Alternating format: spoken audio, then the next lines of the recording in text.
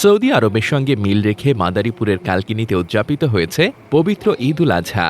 ৬ June শুক্রবার সকালে উপজেলার বিভিন্ন স্থানে ঈদের জামাত অনুষ্ঠিত হয়। কালকিনি প্রতিনিধি আলমাস ব্যাপারীর প্রতিবেদনে থাকছে বিস্তারিত। কালকিনি উপজেলার সাহেবরামপুর ইউনিয়নের আন্ডারচর গ্রামে সকাল ৯টা বেজে ৩০ মিনিটে ঈদের জামাত অনুষ্ঠিত হয়।